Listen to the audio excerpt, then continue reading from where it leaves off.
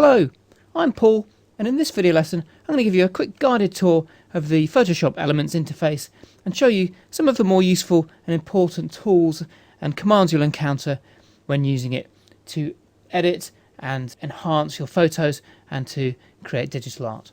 As you can see, we've got a main image loaded in the main interface here. We've also got a project bin, and project bin is unique to Elements 9 in the sense that you don't get it in the full version of Photoshop, and it just allows you to preview all of the images you've got open so you can access them quickly just by double clicking and scroll between each image. You can also do this by pressing Ctrl Tab on your keyboard just to scroll through them as well, but being able to see them, especially when you've got lots and lots of images open and you're maybe combining lots of images, it's handy to be able to see them in the project bin. If this isn't open, you can find it up here in Window, Project Bin, like so. We can turn it off and turn it back on.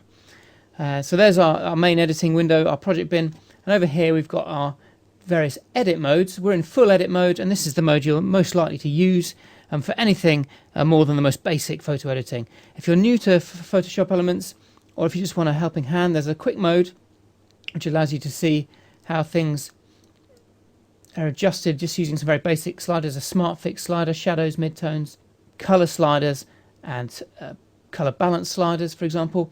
And there's also a guided edit mode. So if you're not sure how to do something and you want to crop a photo, sharpen, lighten or darken, enhance colors and so on, you can do that in the guided mode here. But as I say, you're more than likely, once you've got the hang of these things, to do everything in the full edit mode.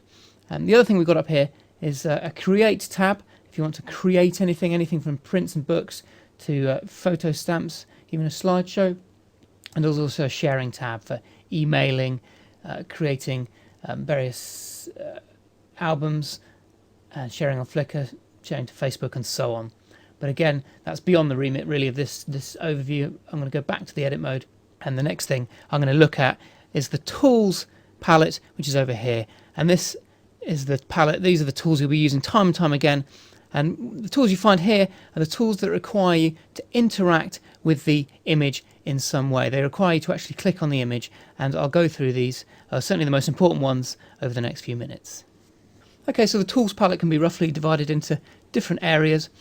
There's the sort of zoom and move tools here, selection tools here, some editing and enhancing tools here, and some brush tools down here. And I'll talk through some of the most important in a bit more detail and just give you a general overview. The zoom tool is the one you'll use a lot. If you select that, and you can just click on the image to zoom in, or hold down the Alt key to zoom back out. You can also fit to screen up here, or zoom in 1:1, which is 100%, and zoom right in. Now if you zoom right in and you want to see a different part of the image, hold down the space bar and then click and drag just to move the image around to see what's there. If I go back to fit to screen, the hand tool, again, this is the move tool. It does the same thing. So if I zoom in just quickly and grab the hand tool, you can see it allows me to move the image around. And the pipette tool, I won't go into any detail. It allows you to essentially select a colour from an image and use it in a different part of the image, or perhaps in a different image altogether. The next area are the selection tools. The ones you'll want to use are Magic Wand tool, which is very automated but fairly clunky. It isn't very good at making selections between areas that are very similar in tone, like the sky and the sea. You can see if I click on there, it's tried to select most of the sky but also some of the sea. So I can Ctrl Z to undo that. Better are these tools here. There's the Lasso tool, which allows you to make a hand selection like so. I can right click in anywhere in there just to deselect it. There's also the Magnetic Lasso tool, which sort of clings to edges, and this is far better, far more accurate than the Magic Wand tool if you want to get closer. And obviously I'd do this zoomed in if I was doing it properly, but it does a fairly good job of clinging to edges, and you can make your selection like so. Again, right click anywhere to deselect.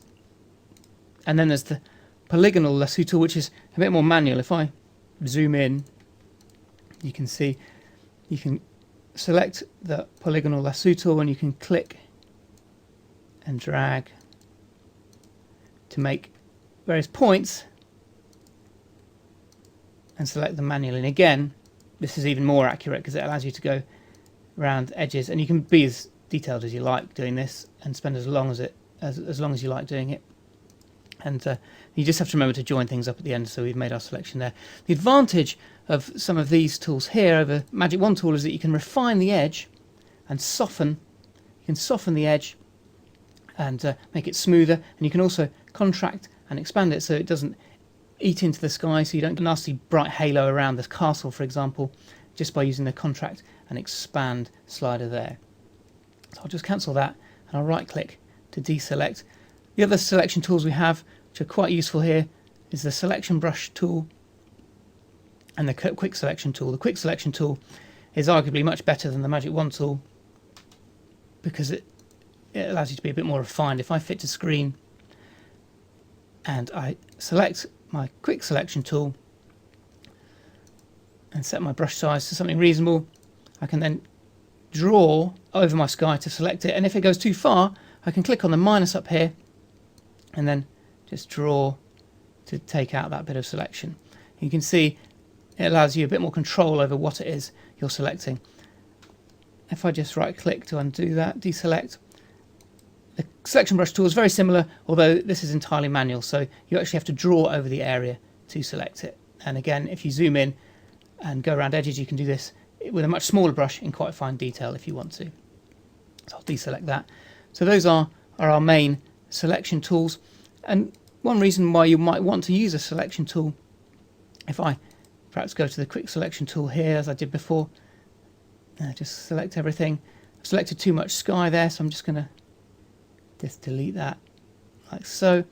Let's say refine the edge how I want it so it's a nice soft edge, and I might want to just darken this part of the image but not the foreground, and I could do that by creating an adjustment layer, a levels adjustment layer like so, and just dragging this slider in to darken up the shadows, to reset the shadows in the sky and just darken things up and make it a bit more moody like so. Can you see, and you can see why doing that has changed the sky, darken the sky. If I click on this icon here, this is the visibility icon and the layers palette of this levels adjustment layer I've just created. I can turn that on and off to see how the skies become darker without affecting the foreground.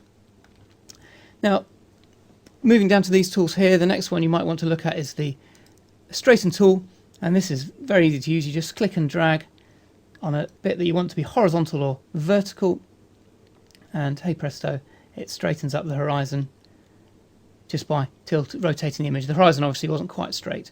Now this leaves some borders, white borders. To get rid of these, easy enough, just grab the crop tool. When you grab the crop tool, you've got some options for the aspect ratio. Usually you'll set use photo ratio, so you can ensure that your crop is the same shape as your original image. So you click and drag to select the whole thing, and then drag the corners in to make your crop, and just crop out either any background you don't want or these white areas that I've created by straightening the horizon. When you're happy with the crop, you just click the tick, and there you have a cropped version with a straight horizon. Now the other tool you'll use a lot in this area is the spot healing brush and the clone stamp tool. Now a spot healing brush is perfect for sensor spots or for blemishes in portraits, and if I grab the zoom tool to zoom in on our image, you'll see a sensor spot in the top there that I need to get rid of, and also in the reflection down here. So if I grab the spot healing brush, and all I need to do is use the square brackets on my keyboard to make the brush smaller or larger, or I can use the slider up here, get a brush size that's suitable, and then click. Oh, I'll tell you why that's not working, because at the moment I've got my levels layer selected, which is just an adjustment. This isn't the actual image. So if I click on the background, make sure that's selected, and then click, and you see my sensor spot's gone. Same with that one. And you can go around the image using the spacebar to find any more sensor spots. Now, the spot healing brush is brilliant for spots, but when you get close to edges, it sometimes clones out a nearby edge and makes the whole thing not join up quite properly. So if you're having problems with the spot healing brush, you can use the clone stamp tool instead. And to use this tool, you want to, let's say we want to clone out this area here of seaweed. You simply hold down the Alt key to target an area of water here, press click to clone it, and then move across to paint out your seaweed. So both of those tools are very useful for cloning out things you don't want in your image. And moving down to some of the paintbrush tools. I'll actually have a look at those in a bit more detail. These are some automated tools. This is a smart brush tool that allows you to change things in various images like portraits, black and white and so on. Things like pearly white teeth or spray tan, and essentially allows you to brush over teeth to whiten them. And you can do the same thing with a detail brush tool, but by adding and taking away, so it gives you a bit more control over the selection, the adjustments. Arguably the most important tool down here is the brush tool. I'll have a look at that in more detail in a minute because this is essential for creating layers. Masks, these are a bit more gimmicky. There's the Impressionist brush tool, which allows you to give the image the look of an Impressionist painting. Colour replacement tool, which allows you to replace colour while you're painting over it, and a pencil tool, which is much like a small brush. Now, a tool you will use, if I zoom back out again to fit to screen, is the dodge and burn tool, and probably to a lesser degree the sponge tool. The sponge tool allows you to increase the saturation of colours by painting over them, but the dodge and burns tools are more useful. Dodging essentially allows you to lighten areas, while burn allows you to darken them, and you do that by selecting a brush of a certain size. That's possibly a bit big, and then setting the areas you want to darken, so midtones, shadows or highlights. Let's say midtones. As I say, this is the dodge, so we're actually lightening, and we might want to lighten the lichen here. Now the key with the dodge and burn is to set the exposure very low. They need to be done quite subtly, otherwise it'll look a bit too obvious. And then you can just gently paint over areas you want to brighten, and you can do the same with the burn tool. Areas you want to darken, you might want to darken the water here, and you just gently paint over that part of the image, and you can see it's just darkening up quite nicely, like so. Okay, if I just quickly run through a few of the other tools just briefly, so you know they're there. There's the type tool, which gives a horizontal and vertical type tool and allows you to type in text, various different fonts and strengths and sizes, colours and so on. It's not as sophisticated as the type tool in CS, in the full version of Photoshop, but it does a fairly good job. And other tools you might want to use, the red eye tool is great for removing red eye from portraits. Very quick and very effective. Just click on the red part and it will eliminate the red eye. Paint bucket tool can be used to fill in areas like shapes and a certain colour. And you might want to use the blur and smudge tool just to blur specific areas by drawing on them. So that's pretty much it as an overview for the tools. The other options you've got are these drop downs along here, and you'll use these various things. Image allows you to rotate and transform, like distort, skew and distort images if you want to straighten up the verticals in a building with converging verticals, for example. You can also crop up here, and you can convert the color profile, and you can set the mode to, say, grayscale if you wanted a very quick and easy black and white. But there's a better black and white option in the enhance menu up here, convert to black and white. And you can also use this menu to adjust the lighting and color, or you can use the automatic options which do things. Some auto options here, or you can take control of various lighting options, shadows, highlights, brightness, contrast and levels. And levels, clicking on levels brings up a histogram, much like the histogram we had when we made our levels adjustment over here. And you can use this to tweak the shadows in the image, the midtones here in the middle, and the highlights, like so. I'll click on cancel there for now. Other options along here are the layer drop down, and this is very useful for creating an adjustment layer, and there are various options here. Now these are the same options that are available if you click on this half moon icon down here. So there's two ways of accessing these various adjustment layers. And another menu you'll find useful is the filter layer. This allows you to apply all sorts of adjustments and blurring and noise, distortion and so on to the whole image. And then you can use layer masks to mask out adjustments to certain areas so that they only get applied to the areas you want them to be applied to. But that's a bit beyond the scope of this particular video. And lastly, we've got the view and window options. These allow you to view things like rulers, if you want to check the size of things. And window you can use to open and close various palette bins and to reset them so you can see what's going on. There's adjustments there, for example, or histogram, undo history, which I already had open, so you can see exactly what's going on in your image. Now, I realise this has been a bit of a whistle-stop tour of the Elements interface, and hopefully you can pick up a lot more by going through the various videos and tutorials in the magazine.